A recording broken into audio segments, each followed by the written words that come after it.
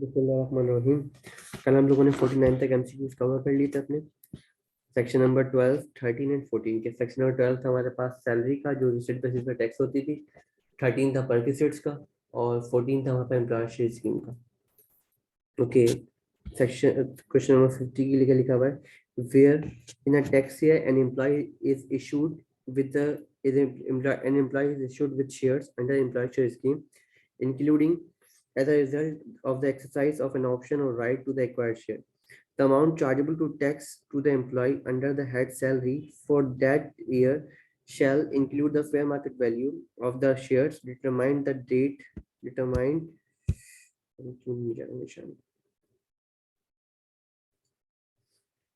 determined at the date of issue as reduced by the consideration given by the employee for the shares, including an amount given as consideration for the grant for a right or option to the dash of the shares, sale, acquire, purchase, or D. None of these. ये बोल रहा है कि आप जब कोई चीज क्या करते हो, शेयर जब एक्वायर कर रहे हो तो क्या करते हो, एम्प्लॉयर को जो भी कंसिडरेशन बनती है उसकी, वो रिड्यूस होती है वो उस प्राइस से जो आपने पे की होती है। लेट से आपकी कंसिडरेशन बन, आपने पे किए कितने रुपीज, 100 रुपीज पे किए कितने शेयर्स के लिए आपने, एक शेयर के लिए क्या किया, एक्वायर करने के लिए या परचेज करने के लिए। क्योंकि अब एम्प्लॉयर शेयर स्कीम में क्या कर रहे हो, अभी आप एक्वायर कर रहे हो शेयर से at the date of issue, तो वो क्या होता है, वो एक्वायर होता है ना कि परचेज होता है। तो इसका 50 का ऑप्शन नंबर क्या होना चाहिए, बी होना चाहिए। 50 का ऑप्शन नंबर बी, हम क्या करते हैं, एक्वायर करते हैं शेयर्स को। फिर लिखा है benchmark rate can also mean the State Bank of Pakistan discount rate at the date of the year, commencement and middle or none. Benchmark rate can also be mean the state bank of discount rate at the date of the year. Whole year की बात हो रही होती है, whole of the year, whole of the tax year की बात हो रही होती है। ये एनुअली रेट होता है, वो जो रेट होता है हमेशा, रेट हमेशा होता है एनुअली। ये कमेंसमेंट का रेट बोल रहा है, एंड का, मिडिल का, ये तीनों लग नहीं रहे, तो इसमें क्या लगा दो, नन ऑफ दीज। रेट हमेशा एनुअल दिया होता है। 51 का, 51 का डी, नन ऑफ दीज। फिर 52 से बोला हमें which one is not included in the salary received by the employee from the employment, commission income, overtime income, payment in lieu of salary, leave, or reimbursement of job related expenses। बोला ऐसा कौन सा amount है जो salary के अंदर add नहीं होता, एम्प्लॉयमेंट पर्पस के लिए आपने उसको लिए, पैसे मिले आपको, लेकिन आपने सैलरी के अंदर ऐड नहीं होगा। तो कमीशन इनकम, कोई कमीशन पे आपका बेस हुआ तो वो भी ऐड होगा, ओवर टाइम होगा वो भी होगा, पेमेंट जो होगी वो भी होगी, जो लीव इनकेशमेंट वगैरह मिलती है वो भी होगी।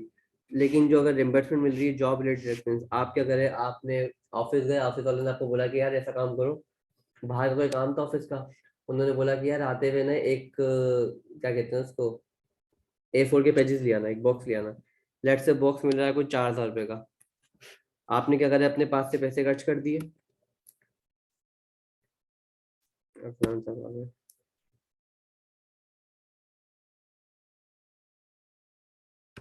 हाँ भाई, आपने 4,000 क्या करे, अपने पास से पे कर दिए, और जब ऑफिस गए आपने उनको A4 का पैकेट दिया, तो अब जो बाकी जो अमाउंट है हमारे पास, वो जो हमारा जो एम्प्लॉयर होगा वो 4,000 क्या करेगा, वापस करेगा। जो पैसे वापस कर रहा है वो अमाउंट सैलरी में ऐड होना चाहिए, क्योंकि वो पैसा कहाँ से मिला है, वो पैसा एम्प्लॉयमेंट पर्पज के लिए मिला है और एम्प्लॉयर से मिला है, लेकिन वो सैलरी के अंदर ऐड नहीं होगा, क्योंकि वो रिम्बर्समेंट है, वो एक्सपेंसेस जो आपने जॉब के लिए किए थे। तो इसका ऑप्शन क्या है सही वाला, D, reimbursement of job related expenses. ऐसा नहीं पूछा था कि कौन सा अमाउंट सैलरी के अंदर ऐड नहीं होता, तो reimbursement of job expenses related expense है, जो आपने जॉब के लिए आपने खर्चा करा है, ना कि अपनी जात पे। Okay, number 53, salary is always taxable at receipt basis, accrual can be reset or at actual basis, none of these। तो ऑप्शन क्या होना चाहिए इसका, ए बी सी या D.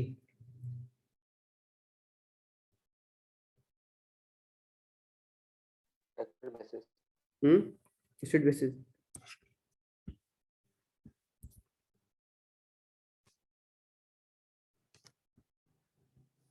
Tax paid by the employer for the employee shall be included in the salary, fully exempt from tax, partially exempt from tax, employer is not allowed to pay tax by law, tax paid by the employer for the employ.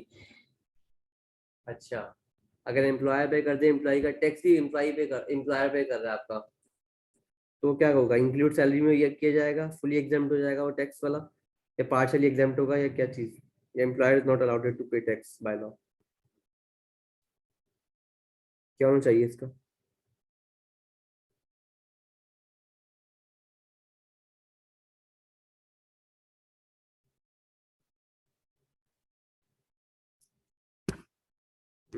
D, employer is not allowed to pay tax, ये pay tax by law, मतलब employer, अगर let say employee का tax employer भर रहा है, और employer को दिया टैक्स ने एग्जाम्पशन दी है कि आप टैक्स नहीं भरना, वाले मसला नहीं है, ये बोलना चाह रहे हो दिया, असलन क्या होना चाहिए इसका?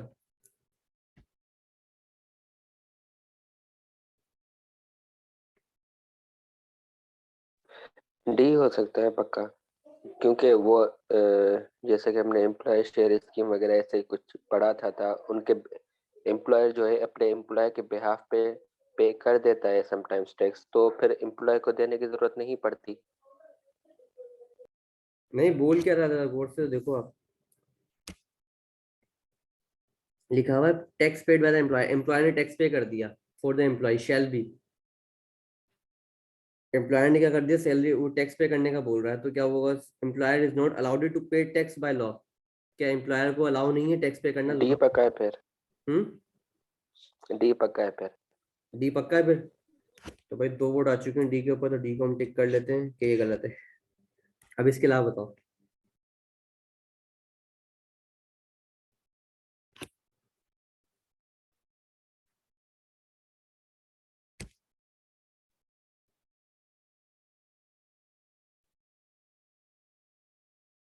हाँ भाई, अपनी बता नहीं सकते हो?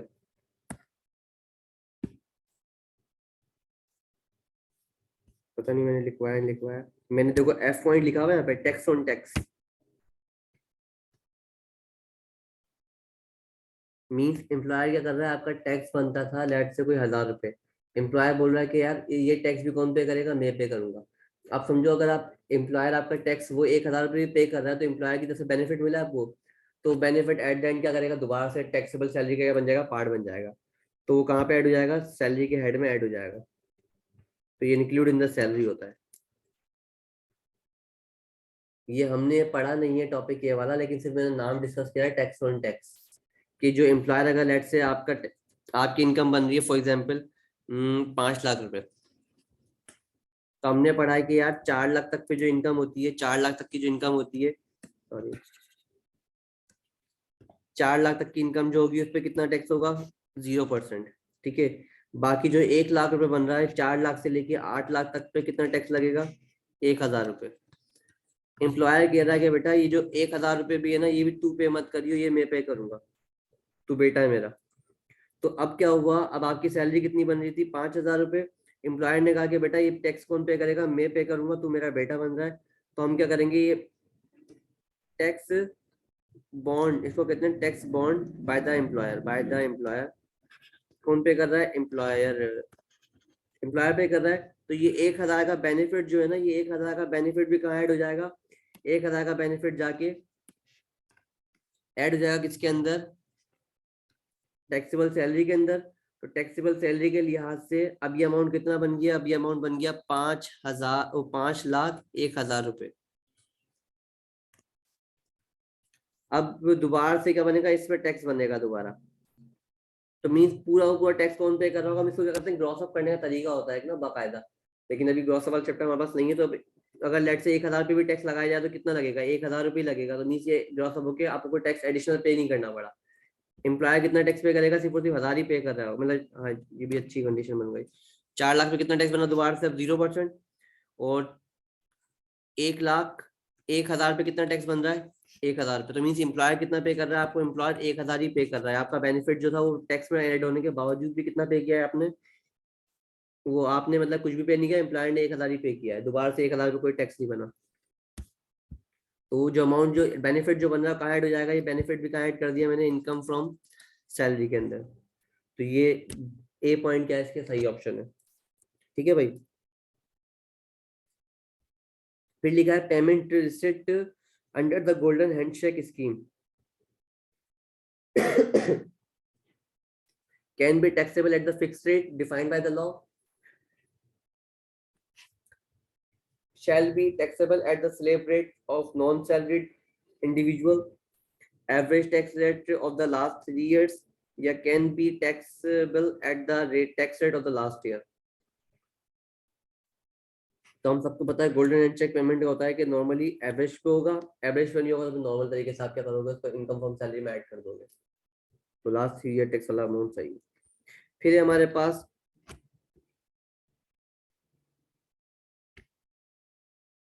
employee loan, employer loan, employee loan from the employer at the less than benchmark rate shall be taxable if the amount is less than 500,000, if amount more than 500,000, any loan received by the employee or shall not be taxable.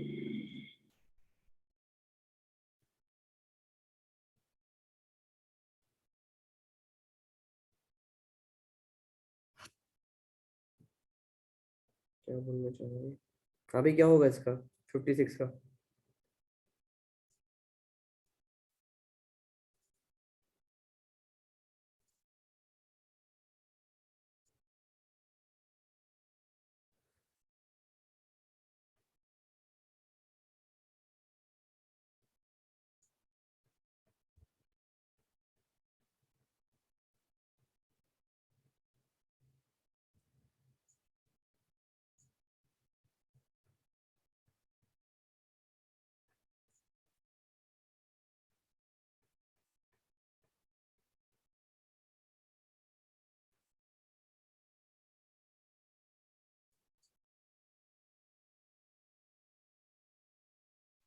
ए और B में confusion है, पक्का नहीं है, but ए और B में।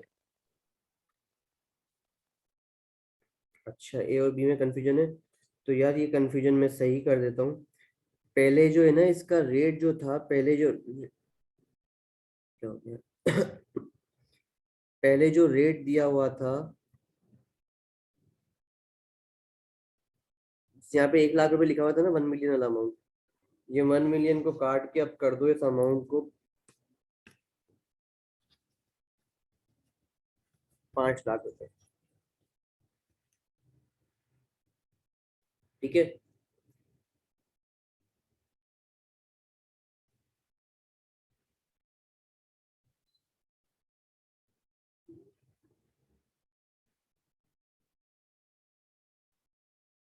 पांच लाख रुपए कंडीशन, अब क्या होना चाहिए इसका आंसर?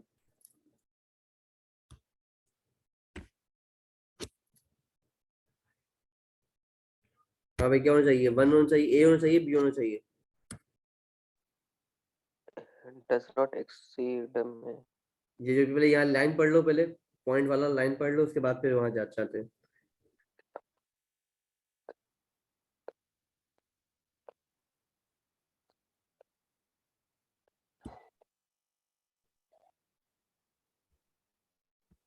अब बताओ कौन सा ऑप्शन होगा, ए, बी, सी या D? B. B? B B. पक्की बात है? हाँ, क्योंकि वहां पे वो तो लिखा था, बट ऊपर था नॉट एप्लीकेबल वाली नॉट लाइन थी। एप्लीकेबल, नॉट एप्लीकेबल से क्या हुआ? नॉट एप्लीकेबल से नॉट से नॉट क्या हो गया? कट गया। तो the loan does exceed by, अब इसका मतलब क्या है कि यार ये वाला पॉइंट सही है। इसका मतलब क्या बन रहा है? इसका मतलब ये बन रहा है कि अगर देखो लोन आपको मिला है कितना, 7% के ऊपर, और आपका बेंचमार्क रेट चल रहा है 10%, तो 3% जो इजाफी होता है वो अमाउंट क्या होना चाहिए? ऐड होना चाहिए। लेकिन ये अमाउंट ऐड कब नहीं होगा? नॉट इंक्लूड, नॉट इंक्लूड कब नहीं होगा? जब ये क्या होगा, आपको लोन क्या होगा, less than equal to 5 lakh रुपए हो। अगर आपने लोन लिया लेस देन 5 लाख रुपए से है तो फिर ये भले ऐड नहीं करो मतलब, लेकिन 5 लाख से अगर ऊपर हो तो क्या करना पड़ेगा? ऐड करना पड़ेगा 3% जो है। और यहाँ पे क्या था, अगर वो पीएफ वाला जो है, प्रोविडेंट फंड वाला जो इंटरेस्ट है अपने अपने हिस्से का, वो बोलते हैं वेव कर रहा हूँ, मुझे लेने, मैं भी नहीं लूंगा तुम लोगों से, तुम मुझसे इंटरेस्ट नहीं ले रहे, मैं तुमसे इंटरेस्ट नहीं लूंगा, तो भी क्या होगा? ये टैक्सेबल नहीं होगा।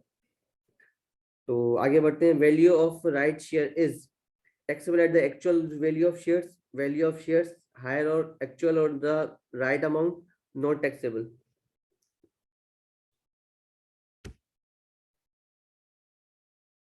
वैल्यू ऑफ राइट शेयर क्या होनी चाहिए?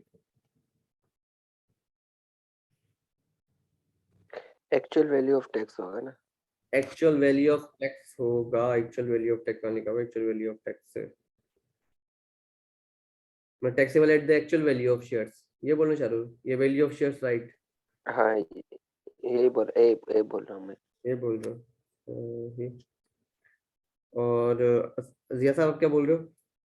कोई आइडिया इसका? Taxable at the actual value of share, taxable at the value of share. यार ये क्या बोलना चाह रहा है? ये देखो ये बोल रहा है आपको नो आइडिया। सही है। वैल्यू ऑफ राइट शेयर, जब आप राइट शेयर करते हो, जब आप राइट करते हो शेयर्स को, जब आप राइट करते हो ऑप्शन अडॉप्ट करते हो, ऑप्शन एक्वायर करते हो, तो क्या टैक्सेबल है उस टाइम पे?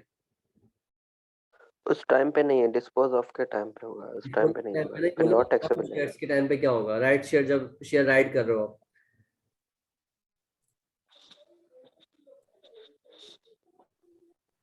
उस टाइम टैक्सेबल नहीं है ना ये, उस टाइम नहीं होगा। तो बस ये होगा। ठीक है, डन है भाई? क्लियर है नहीं है? हाँ क्लियर है। क्लियर है, ठीक है। तो इसका पहले हम 57 का 56 का आंसर देख लेते हैं। 56 का आंसर है हमारे पास बी और डी। बी और डी, हमने बी और डी लगाया है, बी और डी सही है, ये भी हो गया सही। अब हम आते हैं किसके ऊपर? सेक्शन 15, 15A, 16 और 17। जैसे ओमेंट 17 क्या कर दिया? ओमेंट कर दिया गया, जब 15A था वो 7, अब जो 17 था पहले 15A। अब जैसे इनकम फ्रॉम प्रॉपर्टी होती है, वो किस पे होती है? नॉर्मली अक्रूवल बेसिस पे होती है। बाय डिफॉल्ट किस पे होगी? अक्रूवल बेसिस पे होगी। सेक्शन 15 ये बोल रहा है हमें। 15A क्या बोल रहा है मुझे? Reduction in computing income chargeable under income from tax, income from property. वो डिडक्शन जो होगी वो माइनस होगी। अच्छा, डिडक्शन में क्या था कि रिपेयर मेंटेनेंस क्या होगा? 1/5 होगा, ठीक है। और बाकी सब चीजें क्या होंगी? एक्चुअल होंगी। बाकी आपका जो कलेक्शन चार्जेस है, एडमिन चार्जेस है, वो कितने परसेंट से ऊपर होने चाहिए? 4% से ऊपर होना नहीं चाहिए शायद, ठीक है, ये बात थी।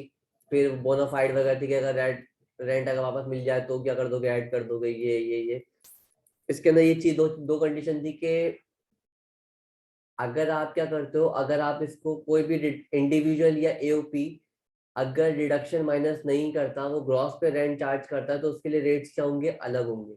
लेकिन अगर वो डिडक्शन माइनस करता है, अगर वो एक्सपेंसेस माइनस करता है अपने, तो वो किस पे आ जाएगा? नेट बेसिस पे आएगा। वो अपनी इनकम क्या कर देगा? नॉर्मल टैक्स रेट के हिसाब से टैक्स करवाएगा। ये बात थी। और सेक्शन 16 क्या है मेरे लिए? Non adjustable amount received in the relation of to building, building के रिलेशन में। और 10 हिस्सों में करेंगे। जिस साल आप ले रहे हो उस साल पूरा करोगे, जिस साल आप बेच रहे हो मतलब जिस साल वापस कर रहे हो उस टाइम पे 1 रुपए का भी टैक्स नहीं चार्ज करोगे उस पर। ये बातें थी यहाँ पे, तो इसको हम देख लेते हैं। लिखा हुआ है dash is taken as rent chargeable to tax. Actual rent, fair market value, higher of fair market value और actual plus 10% of non adjustable advance if any, और lower of the fair market rent and the actual rent. क्या होना चाहिए इसका?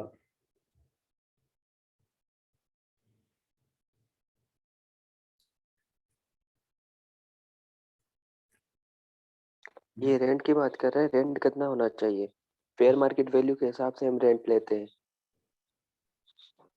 हम्म rent के अगर हमने कोई प्रॉपर्टी दी है रेंट के लिए, तो फिर मार्केट रेंट पे ही हम देंगे ना, मार्केट वैल्यू जो होगी उस पे रेंट देंगे ना। बिल्कुल तो नहीं ये वही देंगे। पूछ रहा है।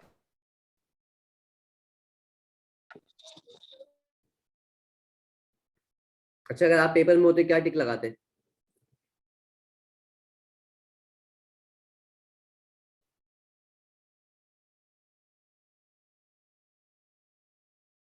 मैं पेपर में हम होते तो क्या टिक लगा रहे होते? बी। जिया साहब बोल रहे हैं मैं बी लगाता। तो जिया साहब का तो हो गया बी, जिया साहब। अरसान साहब आपका क्या होता? मेरा ए लगा देना। अरसान साहब का A, सही है भाई, सही है। बहुत सही तुक्का। यार कसम से इतना तो हमने बात की थी, लेकिन आप लोगों के लिए टैक्स नया है तो मसला है। एक एक्यूरेल बेसिस पे ना, ये एक्यूरेल बेसिस पूछ ये कहाँ अक्रूवल रहा बेसिस है। में सिस्टम कहाँ लिखा हुआ है इसमें? बोला चार्जेबल रेंट के अंदर क्या चीज ऐड हो रही है यार, चार्जेबल रेंट के अंदर क्या चीज ऐड होगी, ये पूछ रहा है वो। देखो अभी आपको अगर टैक्स नहीं आ रहा है ना पढ़ना, तो अब आपके लिए बिल्कुल अच्छी बात है, क्योंकि आप लोग पहली दफा पढ़ रहे हो और बहुत अच्छी तरह पिक कर रहे हो आप लोग, अच्छी तरह चीजें। मैंने बहुत दफा पढ़ा है, बहुत दफा फेल हो चुका हूँ, अल्हम्दुलिल्लाह पास हुआ हूँ मैं, अल्लाह अल्लाह करके। तो पहले को इसमें ये था कि चार्जेबल रेंट के अंदर हम वो रेंट हम कौन सा लेते हैं, हम रेंट लेते हैं higher of fair market value और एक्चुअल। जो इसमें से ज्यादा होगा वो क्या लोगे आप, रेंट लोगे। प्लस ये तो नॉर्मल बात लिखी हुई थी, लेकिन उसने बोला कि अगर कोई एडवांस है कोई, तो क्या क्या लोगे, 1/10 लोगे। तो ये बात भी हम कंसिडर कर लेते हैं, मसला नहीं है कोई। तो इसका ऑप्शन कौन सही है, इसका ऑप्शन नंबर सी सही है। डन है, क्योंकि इसमें देखो actual higher of fair market rent और एक्चुअल, प्लस अगर कोई 10% एडवांस है, इफ एनी, कोई अगर है तो एडवांस क्या उसका 10% लेंगे। ये बात हम लोगों ने पढ़ी है। Question number 2, dash part of ये एडवांस। नॉन एडजस्टेबल एडवांस वही होता है ना, ये नॉन एडजस्टेबल एडवांस वही होता है ना जिसे हम फॉरफिटेड डिपॉजिट कहते हैं। हाँ ना मेरा बच्चा, ना ना बाबा, ना बाबा ना, ये सेक्शन नंबर यहाँ से लेके यहाँ तक ना, ये सेक्शन नंबर 16 है। चाचा क्या है, non adjustable amount received in relation to building, याद आया कुछ? हम्म।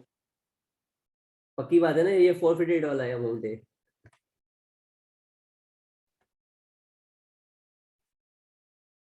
बाबा रिस्पॉन्स करो भला। फोरफिटेड डिपॉजिट अलग होता है, नॉन एडजस्टेबल अमाउंट अलग होता है। ये वो होता है जब हम लोग एडवांस पकड़ते हैं, सिक्योरिटी डिपॉजिट होता है, उसको हम लोग चार्ज करते थे ना, याद है? उस हाँ, सिक्योरिटी डिपॉजिट, फिर फॉरफिटेड का क्या मतलब होता है? फोर यार भूल रहा हूँ ना। हाँ बता सही दो। सही है। अच्छा लग रहा है मुझे, याद आ रहे हैं कॉलेज के दिन, सर बोलते बेटा पढ़ा है ना, सर भूल गए क्या चीज थी। तो भाई देखो कुछ नहीं होता। मिस्टर ए ने मिस्टर बी से क्या करा, कॉन्ट्रैक्ट किया। मिस्टर ए ने क्या करा, मिस्टर बी से कॉन्ट्रैक्ट किया। मिस्टर बी के पास क्या है, घर है, ये घर है, घर है, घर है। ठीक है भाई, 11 घर है। ठीक, घर है। कितने में सौदा हुआ, सौदा हुआ कितने में, मैं आपको दूंगा कितने, 5 लाख रुपए में सौदा दूंगा। फिर क्या किया, मिस्टर बी ने बोला 5 लाख का सौदा हुआ, कब दोगे आप? आज सौदा हो रहा है कब, 1 जनवरी 2022 के अंदर पैसे मिलेंगे। कब पैसे मैं दूंगा, कब? 31 मार्च 2022 के अंदर दूंगा। तो आप ये बात एग्रीमेंट कर लो कि भाई आप कम से कम कितने पैसे दे रहे हो। आप ये बोल रहे हैं मैं आपको कितने दे रहा हूँ, उसमें से 50,000 रुपये दे रहा हूँ अभी, 10% टोकन मनी, ऐसा टोकन मनी। अब क्या कर रहा है, मिस्टर बी ने ले लिया अमाउंट। अब मिस्टर ए क्या करता है, मिस्टर ए थोड़े दिन बाद आता है, बोलता है यार जानी मेरे पास बाकी पैसे नहीं हो पा रहे, या कोई और मसला हो गया, मुझे मकान पसंद नहीं आ रहा, मैं ये मकान नहीं ले रहा हूँ आपसे। जैसे उसने बोला मैं मकान नहीं ले रहा हूँ, ये पूरा अमाउंट क्या बन गया मिस्टर बी के लिए, फॉरफिटेड डिपॉजिट। मतलब जब्त कर लेगा और ये कहाँ चार्ज करेगा, इनकम फ्रॉम प्रॉपर्टी में चार्ज करेगा। ये होता है फॉरफिटेड डिपॉजिट। डन है। हाँ ये समझ आ गया। उसके बाद क्वेश्चन नंबर 2 लिखा हुआ है, dash part of the advance not adjustable against rent is chargeable to tax every year, 10%, 5%, 12%, 50%। हाँ भाई, ऐसा अमाउंट जो एडवांस के अगेंस्ट, जो रेंट के अगेंस्ट जो है एडजस्ट नहीं हो सकता एडवांस, वो कितने पे चार्ज होगा हर साल, 10% पे, 5 पे, 12 पे, 50 पे, कितने पे?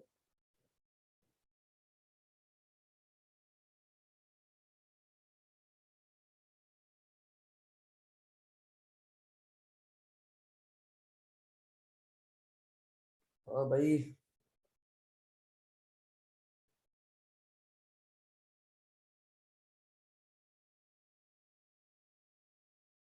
आई थिंक 10 पे, बिल्कुल 10 पे होगा। ये बात देखो ऊपर भी लिखी हुई है 1/10। अब ये बोलो 1/10 लिखा हुआ है कि 10 हिस्सों में करना है, तो 1/10 को अगर डिवाइड करोगे तो बनेगा 0.1, इसका मतलब है 10%। 10 हिस्से बोलो या 10% बोलो, बात सेम है। उसके बाद advances adjustable against rent dash the future rent chargeable to tax, the future rent chargeable to tax increase decrease has no effect. अगर जो एडवांस एडजस्टेबल अगेंस्ट, अच्छा एडवांस एडजस्टेबल अगेंस्ट रेंट क्या होना चाहिए? आई थिंक नो इफेक्ट होना चाहिए।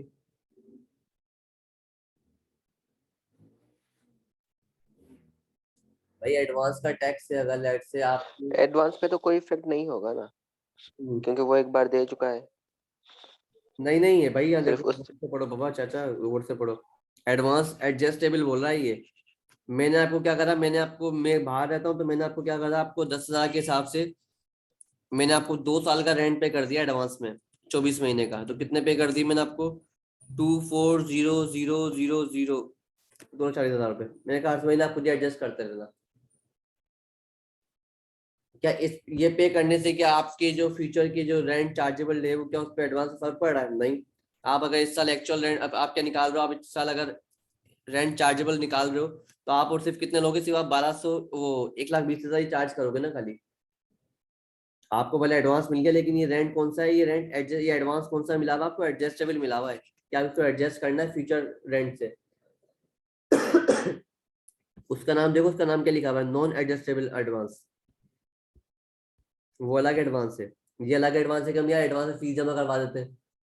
एक advance होता है साल के स्टार्ट में जमा होता है, जो जो किराएदार को, जब किराया जब किराए पे आता है तो बंदा तो एडवांस देता है जानबूझ के, क्या डिपॉजिट करवाना पड़ेगा सिक्योरिटी के तौर पे, 3 महीने का 4 महीने का रेंट। वो जब आप कर छोड़ के जाओ वापस मिल जाएगा, वो होता है नॉन एडजस्टेबल। ये है adjustable.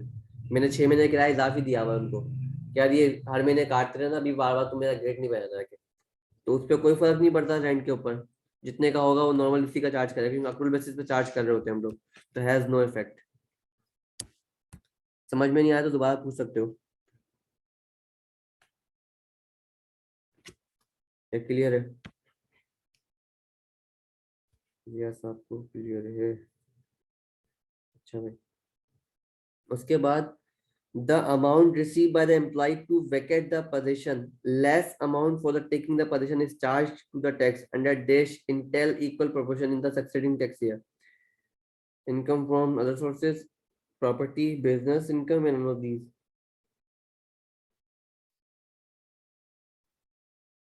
The amount received by the employee to vacate the position.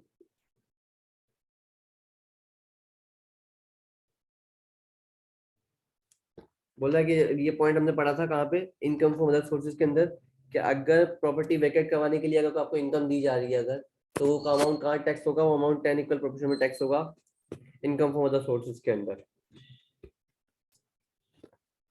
फिर the income of person having definite share in a joint property shall be taxed as association of person, the respective shares in the hand of member, or none of these। हाँ भाई 5 का बताओ जल्दी से, आसान point है बिल्कुल।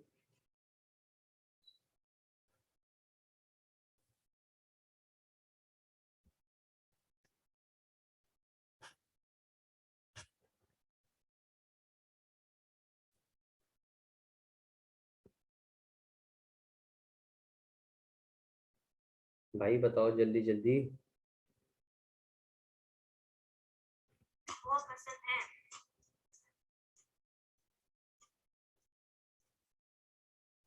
क्या होना चाहिए इसका? शेयर्स के हिसाब से होगा, शेयर के हिसाब से होगा। अच्छा मेरा एक सवाल है, अगर मैं एक घर हम लोग क्या करते हैं, परचेज करते हैं, मैं और अरसलान मिलकर, ठीक है। ये घर की कीमत है लेट से कोई 10 लाख रुपए। इसमें से 5 लाख पे करे किसने? मैंने। और 5 लाख पे करे अरसलान ने। क्या हम दोनों ये बिजनेस करें? क्या हम लोग पार्टनरशिप करें? क्या हम लोग एओपी कहलाएंगे टैक्स के लिए या नहीं कहलाएंगे?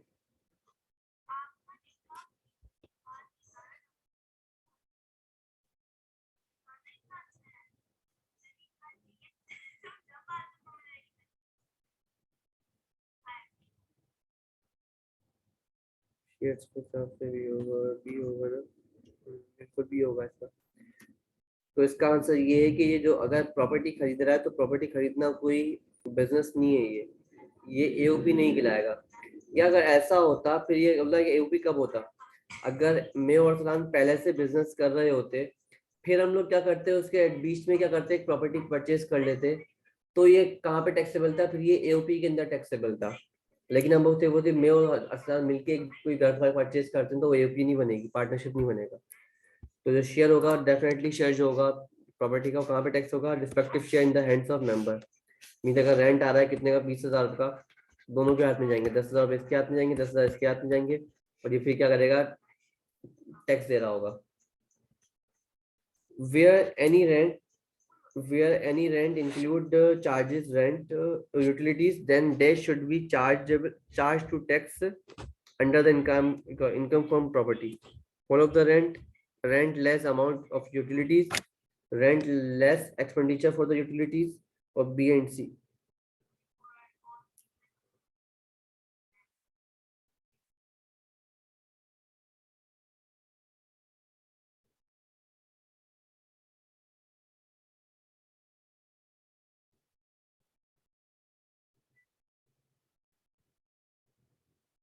इसका क्या होना चाहिए नंबर 6 का? डी पक्का है। डी पक्का है। हाँ, क्योंकि ये यूटिलिटीज के साथ अगर कोई रेंट है तो तो वो होली रेंट नहीं कहला, होल पूरा रेंट प्रॉपर्टी के अंडर नहीं आएगा। क्योंकि अगर यूटिलिटीज का भी है इसके साथ तो यूटिलिटीज का अदर सोर्सेज में जाएगा और प्रॉपर्टी का प्रॉपर्टी के हेड में आएगा, तो इस हिसाब से ए तो बिल्कुल नहीं। तो rent less amount for utilities, उसमें से हम माइनस करेंगे यूटिलिटीज में से, तब भी आएगा वो प्रॉपर्टी के अंडर। ठीक है। और तीसरा वाला ऑप्शन है rent less expenditure for utilities, मतलब कि कोई एक्सपेंस वगैरह उसमें हो जाता है तो वो 1/5 पता नहीं इतना हमने पढ़ा था ना शायद 15A में ऐसा कुछ पढ़ा था, तो उस हिसाब से मुझे बी और सी लग रहा है।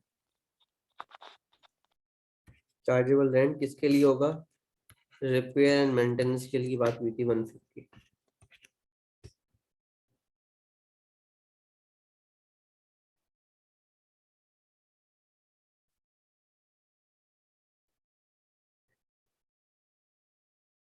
इसका जो सही ऑप्शन है ना, इसका सही ऑप्शन है बी।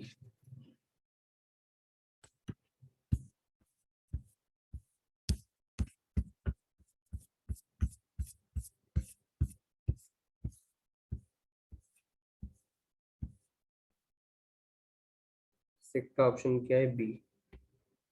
और बी पे टिक लगा लो। The property income is taxable under SIB, under NTR, SIB under FTR, none of these. किस पे टैक्स होती है property? Separate block of income पे, एनटीआर पे, एसआईबी पे, या नन ऑफ दीज पे? बाय डिफॉल्ट किस पे होना चाहिए? Under separate block of income. An individual will not pay tax if his income under the head property is 0, 2 lakh रुपए, 1 लाख रुपए, 1.5 लाख रुपए, और नन ऑफ दीज। तो जो सैलरी जो ये सॉरी बिजनेस का जो चार्ट है, वो स्टार्ट हो रहा है कहाँ से? 2 लाख रुपए से। हमने शायद अगर चार्ट देखा हो तो 2 लाख तक की इनकम पे कोई टैक्स नहीं है। उसके बाद की इनकम पे क्या है, टैक्स होना स्टार्ट हो जाती है 5% से, फिर 10% से, सो ऑन। इसका ऑप्शन क्या है? सही है बी, कि 2 लाख तक की इनकम पे कोई टैक्स नहीं है अगर वो सेपरेट ब्लॉक ऑफ इनकम से फॉल कर रहा है। फिर लिखा हुआ है dash income tax is charge dash of the rent of tax after admissible deduction under section 15A till 4 lakh रुपए receive by the company other than a small company. क्या बोलना चाह रहे ला भाई, ये 4 लाख रुपए कंपनी में?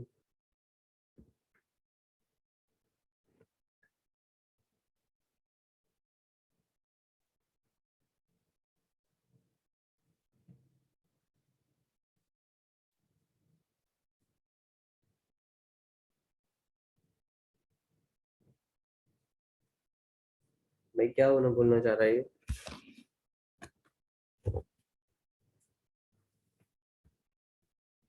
ये वो बात तो नहीं कर रहा, अगर 4 लाख तक तो एग्जाम है, फिर 4 लाख के बाद अगर ज्यादा हो रहा है तो कितना परसेंट आपकी टैक्स देना पड़ेगा, वो बात तो वो नहीं पूछ रहा जिसमें बी आंसर लग रहा है।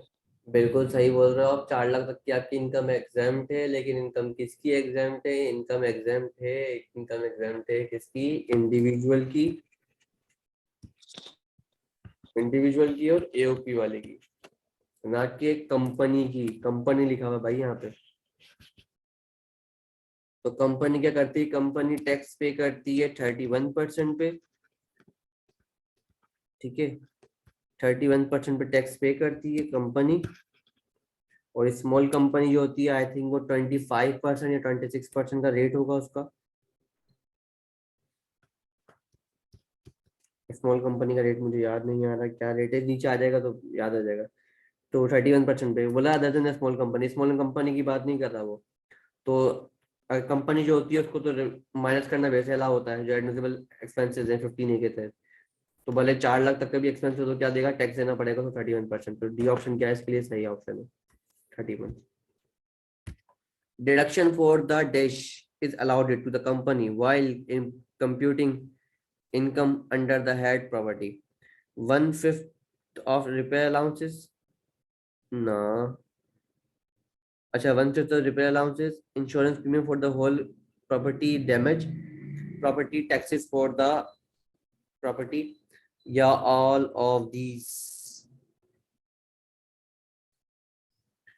तो 1/5 रिपेयर अलाउंस माइनस करना अलाउ है हमें, चार्जेबल रेंट का, इंश्योरेंस प्रीमियम भी अलाउ है, प्रॉपर्टी टैक्सेस भी अलाउ है। तो क्या हो जाएगा इसका? All of these. फिर 11 से 11 का क्या बोल रहा है ये? If tax at the source, if tax at source has been deducted और not from the rent received, from rent received, ठीक है, even then the rent received shall be taxable under the dash for the company, FTR NTR separate block of income, या none of these? Easiest सवाल है ये तो।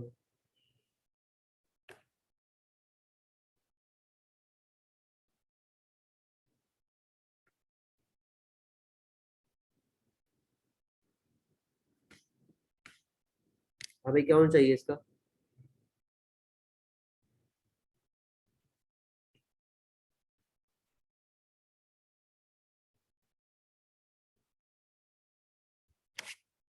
Option देख लेते हैं इसका। 11 का है सी, 11 का है सी। सी तो सेपरेट ब्लॉक ऑफ इनकम सही। फिर यहाँ हम आते हैं, dash of the forfeited deposit against sale of property is included in the rent chargeable rent, 100%, 25%, 75% या 100%? हाँ भाई, जल्दी जल्दी अर्चना आंसर लिखना टाइप कर दो, और अगर दिया पॉसिबल तो आप भी लिखो।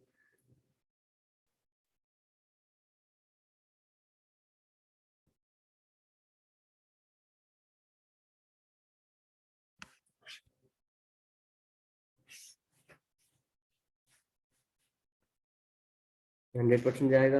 Rent of the building let out together with plant machinery का जाएगा, इनकम फ्रॉम अदर सोर्सेज में जाएगा। Legal charges paid by the owner company of, क्या 25%? नहीं नहीं नहीं भाई नहीं, 100% जाना चाहिए।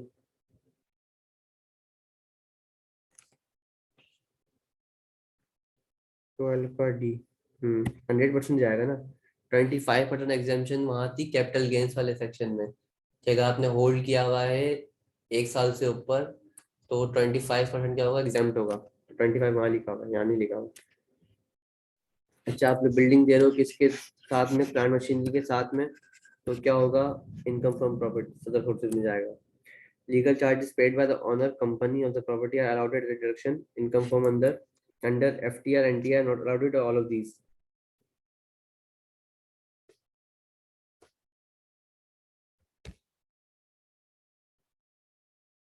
इसका मुझे आइडिया नहीं है, तो इसका देख लेते हैं। 14 का ए, NTR। लीगल चार्जेस पे कर रहा है ऑनर, तो क्या होगा? प्रॉपर्टी रिलेटेड अगेंस्ट जो होगा माइनस होगा under NTR, normal tax regime. Done है। फिर in case where the property NTR FTR, या सिर्फ NTR है? NTR बोले तो नॉर्मल टैक्स रिजीम, नॉर्मल तरीके से माइनस होगा, जो उसमें रेट वगैरह डिवाइन की जो चीज दी हुई है। FTR मतलब फुल टैक्स रिजीम, मतलब एक मतलब फुल टैक्स रिजीम मतलब एक टैक्स रेट बता दिया गया, लीगल चार्जेस के इतने पैसे माइनस होंगे, इसके ऊपर माइनस नहीं हो सकते। जैसे 1/5 वाली बात थी हमारे पास, जैसे 1/5 वाली बात है, तो ये क्या दिया हुआ है, एक फिक्स रेट दिया हुआ है कि 1/5 चार्जेबल रेंट का माइनस करना है, इसके अलावा कोई और माइनस नहीं कर सकते आप। एफटीआर फुल टैक्स रिजीम या फाइनल टैक्स रिजीम? भाई इसको, वैसे इसको फाइनल टैक्स रिजीम बोलते हैं, लेकिन हम लोग फुल भी बोलते हैं। असल फॉर्म इसकी फाइनल टैक्स रिजीम है, और इसकी, अच्छा, सही सही। ठीक है भाई।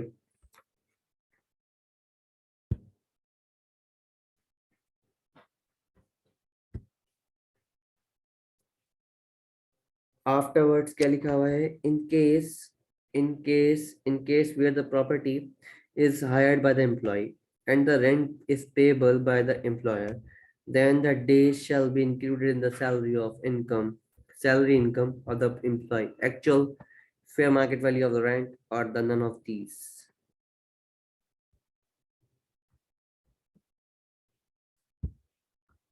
क्या जाना चाहिए?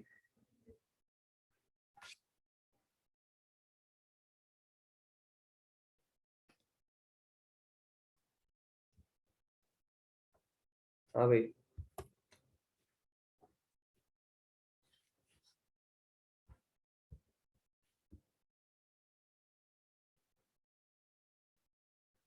जब एम्प्लॉयर पे कर रहा है तो कुछ भी। ये दोनों ही होंगे ना, ए और बी?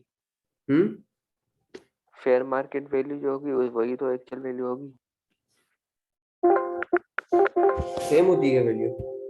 मैं कह रहा हूँ ये दोनों होंगे ना। जो फेयर मार्केट वैल्यू जो होगी वही तो एक्चुअल वैल्यू होगी। ऐसा कब होता है? लाजमी नहीं है। जब एम्प्लॉयर पे कर रहा है तो कुछ भी नहीं जाएगा एम्प्लॉय का। हाँ वो देखो, एम्प्लॉय को कुछ भी नहीं जाएगा, लेकिन बेनिफिट तो मिल रहा है ना एम्प्लॉय को, तो एम्प्लॉय के इसमें हेड में कुछ तो ऐड होना चाहिए ना कम से कम। तो क्या ऐड होगा?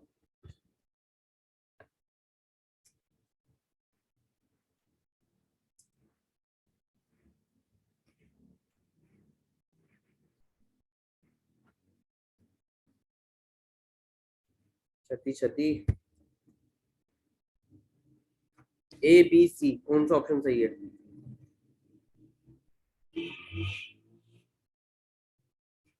बी, अरसलान का बी। जिया साहब का कुछ भी नहीं जाएगा, कुछ भी नहीं जाएगा के हिसाब से सी। हाँ जिया साहब, अगर जिया साहब सी बोल रहे हैं तो मैं भी सी पे जाऊंगा, लेकिन जिया साहब आप जो बोल रहे हैं सी, मेरा भी सी ऑप्शन सही है, लेकिन मेरा सी ऑप्शन किसी और मकसद के लिए सही है। आप बोल रहे हो कुछ भी नहीं जाएगा, लेकिन कुछ जाएगा, क्या जाएगा? Higher of higher of fair market value और 45% of MTS minimum time scale.